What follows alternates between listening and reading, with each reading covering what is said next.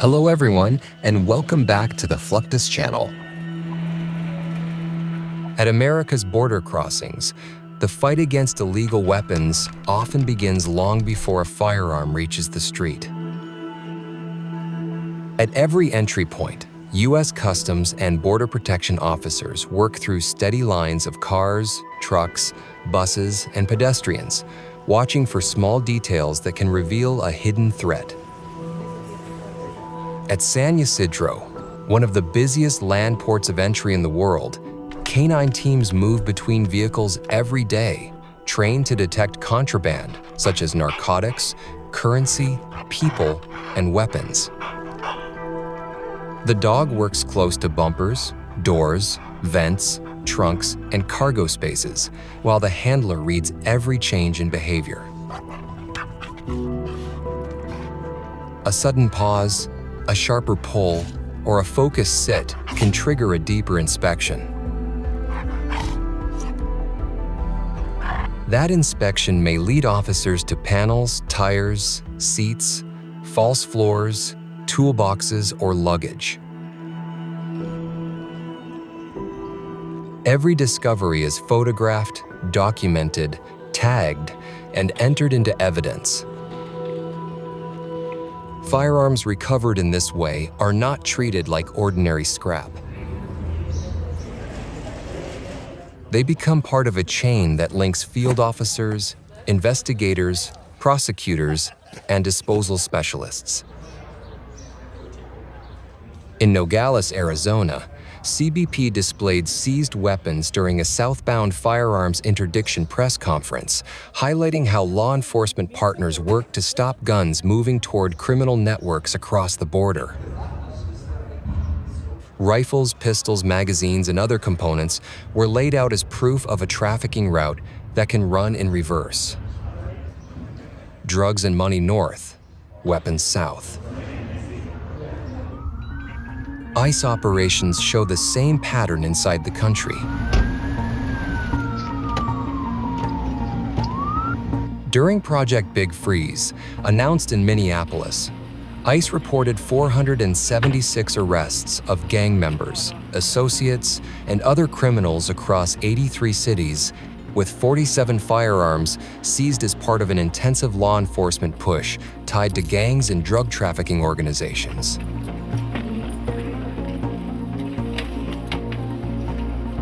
Those numbers explain why disposal is not a minor housekeeping task.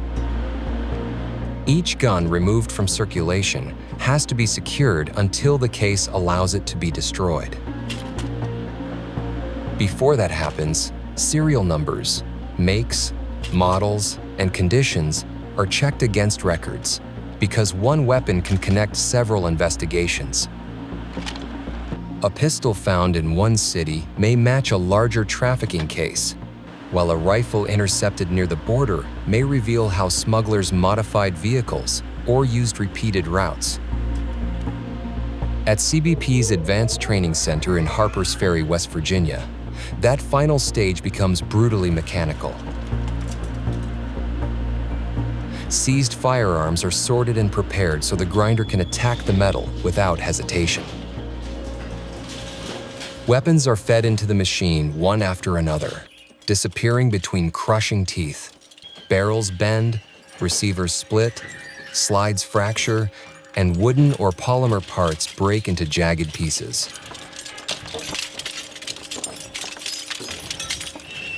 The process is intentionally unforgiving, because a destroyed firearm must never be rebuilt, resold, or returned to the illegal market.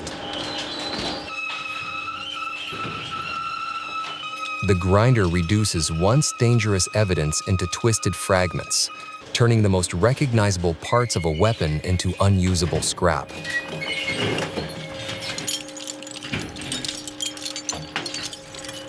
The work does not stop at crushing. The remaining material can be collected, separated, and moved into recycling streams where steel and other metals regain value without carrying the risk of their original form.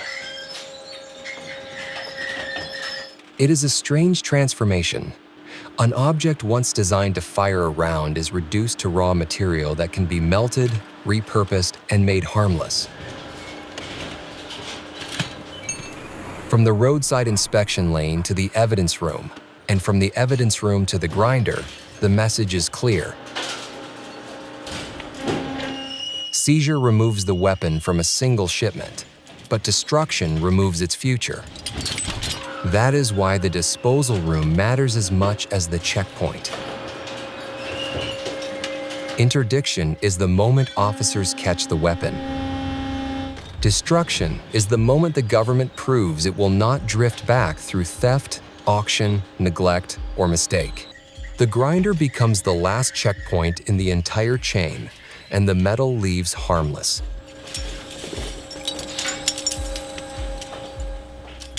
The same principle applies when the weapon is not a pistol or rifle, but a munition filled with chemical agent.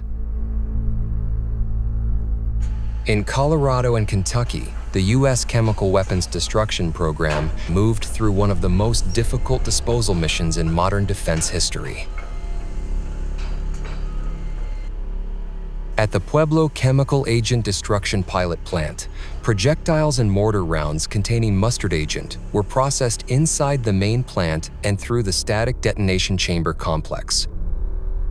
The final round of the Colorado stockpile was destroyed on June 22, 2023, closing a chapter that had required years of engineering, safety planning, monitoring, and public oversight. The process begins with controlled movement. Munitions are handled in protective systems designed to prevent workers from being exposed to dangerous agent. Each round is tracked, positioned, opened, drained, neutralized, or destroyed under tightly managed conditions.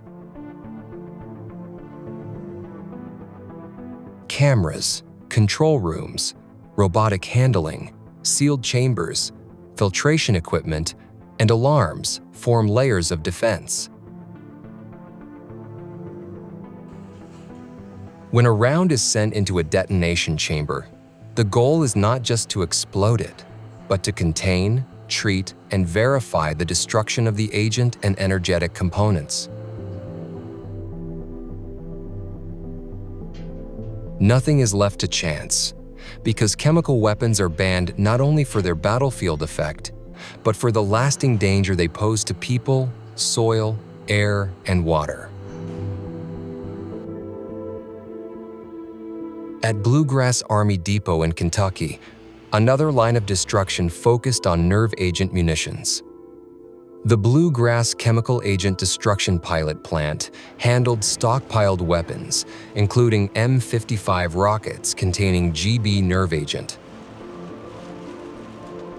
Destruction of those rockets began July 6, 2022, and officials expected the final round in the declared U.S. chemical weapons stockpile to be destroyed there in July 2023.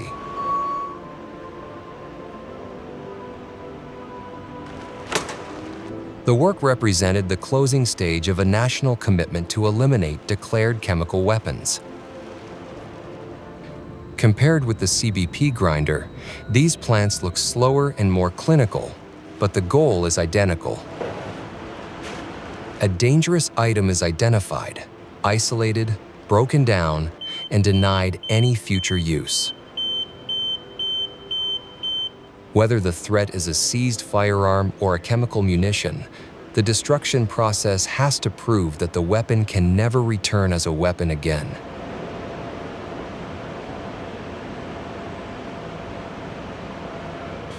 That proof comes through records as much as machinery. Operators document the munition type, the destruction stage, the waste stream, and the environmental controls around it. In the end, disarmament is not a single dramatic blast. It is a measured industrial routine built to satisfy engineers, inspectors, communities, and treaty obligations from start to finish safely.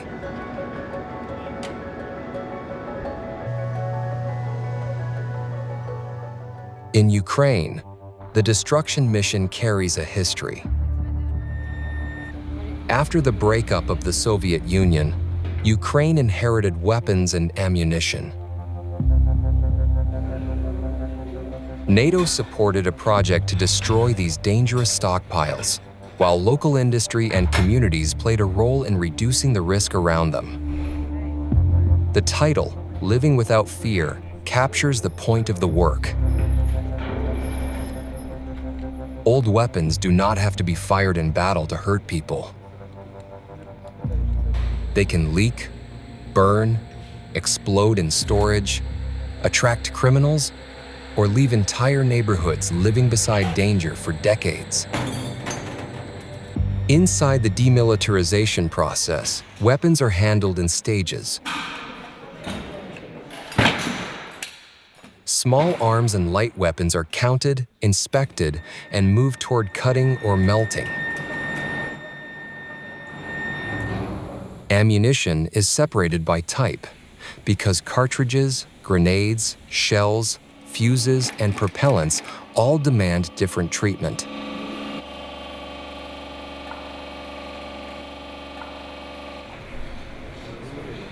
Workers use industrial tools, furnaces, and safety procedures to break the link between metal, explosive material, and military purpose. A rifle may become scrap steel. A shell casing may be emptied and processed. Explosives may be removed, burned, or destroyed under controlled conditions. The work also creates a human chain around the technical chain. Supervisors, laboratory personnel, engineers, and local workers each protect a different part of the operation. One group checks the material. Another moves it. Another watches the temperature, contamination risk, or explosive hazard. In places where old Soviet-era stockpiles remained close to civilians, the result was safer warehouses and safer daily life. This is why destruction is often quieter than combat, yet just as important for security. A warehouse cleared of ammunition removes the chance of an accidental blast. A community that once lived beside abandoned weapons can see the land around it as normal again. The most complex disposal stories reach back to the nuclear age. In Kazakhstan, the Semipalatinsk test site became one of the Soviet Union's most important nuclear testing grounds.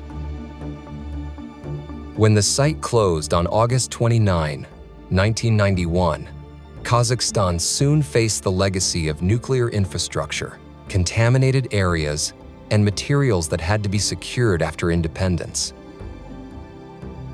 That same year also marked the birth of the Cooperative Threat Reduction Program, a framework that helped former adversaries work together against the shared danger of loose weapons and materials. The United States, Kazakhstan, and later partners built a long non-proliferation effort around that challenge. A landmark umbrella agreement opened the way for cooperation, and by December 2023, the two countries were celebrating 30 years of partnership. The work at Semipalatinsk was not about one machine swallowing one weapon. It was about mapping old tunnels, sealing access points, securing nuclear-related material, documenting hazards, and turning a former test range into a controlled, guarded security problem instead of an open regional danger. Teams involved in securing Semipalatinsk had to locate what earlier generations left behind. Roads, bunkers, boreholes, underground galleries, and discarded equipment all carried clues. Specialists carefully studied records, surveyed difficult terrain, checked constantly for contamination, and strengthened material security where needed, layer by layer. The job demanded patience because abandoned weapon sites do not always reveal their dangers at once. A rusted door, a buried fragment, or an old hidden storage area can become part of a much larger investigation that protects future generations and nearby communities. From CBP's grinder in West Virginia to chemical destruction plants in Colorado and Kentucky, from Ukrainian demilitarization sites to the vast spaces of Semipalatinsk, the pattern remains the same. Modern security is not only about building stronger weapons, it is also about destroying the weapons that should no longer exist, recycling what can be reused, and sealing away what should never be allowed back into circulation. That's the end of this video. I hope you enjoyed it. Make sure to subscribe to this channel so you don't miss any of our new content. See you next time.